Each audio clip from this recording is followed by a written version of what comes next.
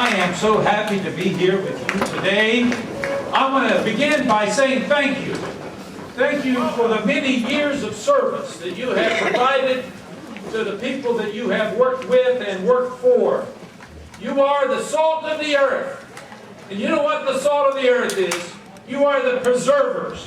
You are those who have made this society and our state stronger.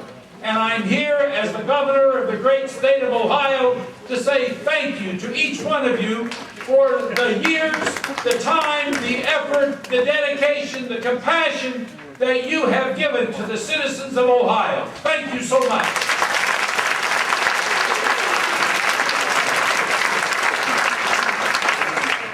These dear friends up here at the head table, the great international presidents, thank you so very much, Jerry, for being here in Ohio. Thank you, Petey, for your service to the members of your union, but also to the people of Ohio. Joe, thank you, my brother. And Barbara, this beautiful lady, thank you so much for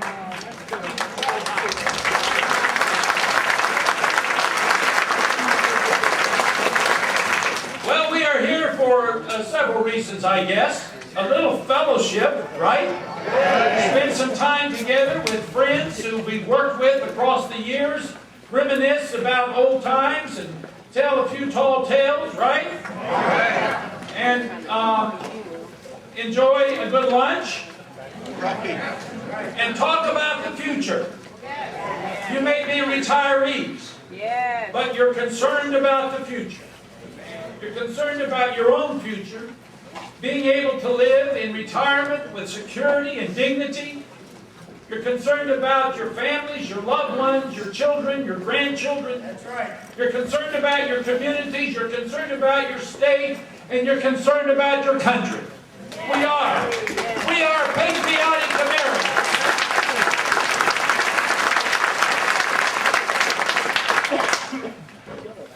We are gathered here together 5 days before an important election. This election across the country and certainly here in Ohio will determine the future of our state. Ohio is a great state, Jerry. I want to brag about Ohio just a couple of minutes. You know, I say if you were to shrink America, you would end up with Ohio. You would end up with Ohio because we have nearly everything within the borders of our state that exists in the larger nation.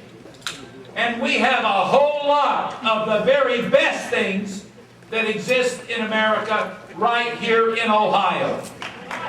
We are proud Buckeyes. Ohio, through your efforts and the efforts of our forefathers and foremothers, have helped build this nation. We have helped defend our nation in time of war. We have helped revitalize the economy in times of depression and recession. Ohioans know how to work hard. We believe pay. We believe in health care for all. We believe in safe working conditions. We believe in pensions that are safe and secure. We believe in Social Security. We believe in Medicare. You know, I was at a senior center yesterday in Cleveland. And this little lady sat down at a table. She said, "Can I talk to you?" And with trembling hands, she took her little billfold out of her purse. And she pulled out her Medicare card. And she said, "Can they take this away from me?" And I said, "Honey, they can never take that away from you for as long as you live." Aren't we glad?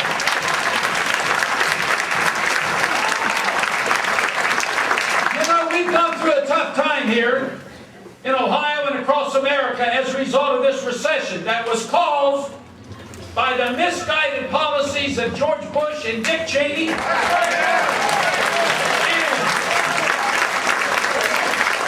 and the bad behavior on Wall Street. Those were the two things that caused the recession. And it's caused me to reminisce. You know, I grew up the son of a steel worker sitting around the kitchen table listening to Dad and my older brothers, my mom talk about the Great Depression. We ate a lot of mush. You know what mush is? How many people know what mush is?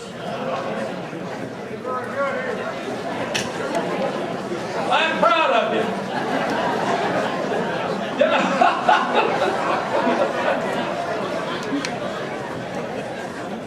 But think of what people faced during those difficult days of that depression.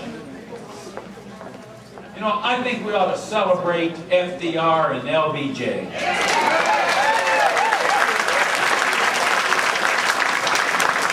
We ought to celebrate the union movement that worked with these two great presidents to accomplish what they accomplished. Can you imagine what life would be like today without Social Security? No. Without Medicare? No. Without Medicaid? No. Without unemployment compensation? No. Without a food stamp program? No. Can you imagine? No. That's what our forebears had to deal with, my friends, until we went to work and we created a social safety net for people. And let me tell you, there are those who would like to dismantle that safety net. They would like to privatize Social Security. They would like to privatize Medicare. They would like to privatize Medicaid. Because fundamentally, they do not believe that government should assume these obligations on behalf of the people. Let me tell you, we can do things together that we could never accomplish for ourselves acting independently. And that's what's built this country into an egalitarian society. We have our struggles, we have our challenges. But thank God we have Social Security. Thank God we have Medicare. Thank God we have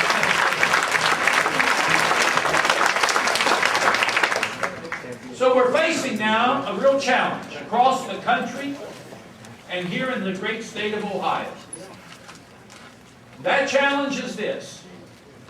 Are we going to continue the struggle? Are we going to meet our obligations?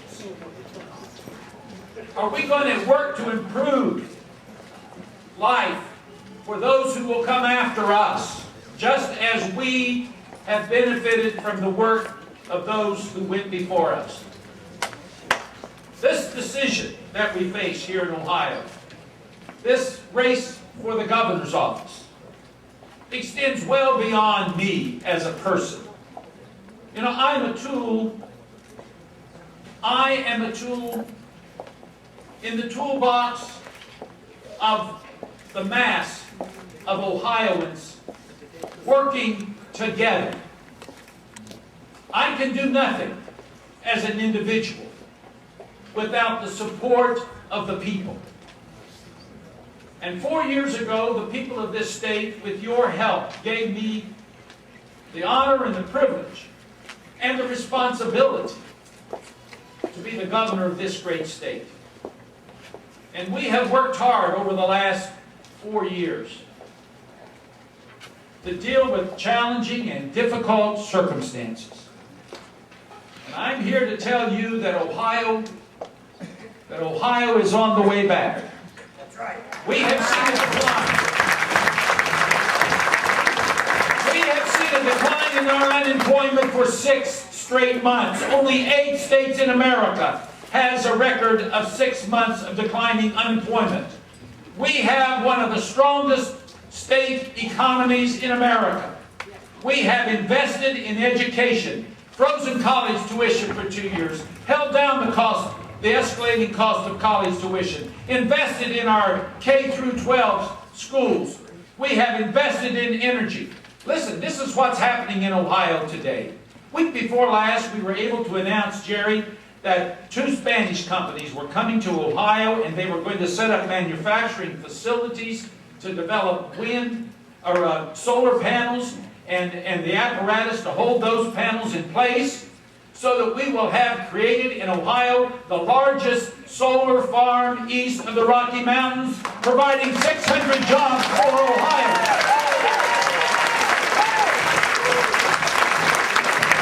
When I became governor, we had about 4 large wind turbines in Ohio. We now have permitted the building of about 500 that will be built within the next 2 years, creating jobs for our people. We competed for and won $400 million to build passenger rail service connecting Cleveland and Columbus and Dayton and Cincinnati and improving our freight rail system. John Kasich says if he's elected, it's dead. He'll send that money back to Washington. It'll go to another state to create jobs somewhere else. We cannot let that happen.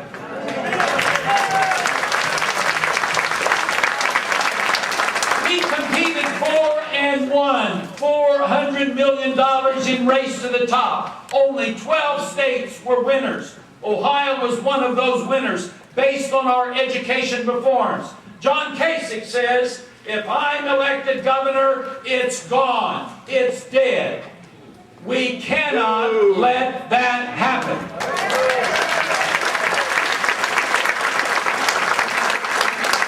And so, my friends, it's a real choice in this election.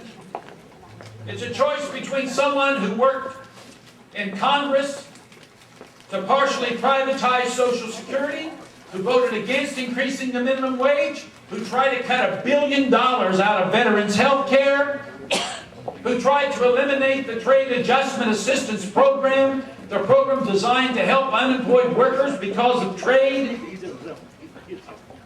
A guy who then went to Wall Street, made millions of dollars. We don't know how many million because he won't release his income tax returns. But we know that when Lehman Brothers went bankrupt, sending this economy off the cliff, he walked away in 2008 with a $400,000 bonus. We know that he wants to privatize our development department. Jerry, this is what he wants to do. He wants to take public tax dollars, put it in the hands of a private, not-for-profit entity, appoint 12 of his corporate friends to be in charge, saying there'll be no cap on how much we'll pay them, saying that they can receive bonuses, but those bonuses will be kept secret. That sounds like Wall Street behavior to me. That sounds like the kind of behavior that got us into this economic mess. So let me say to you, my friends, we are 5 days from victory. I can report to you that we are leading in the polls.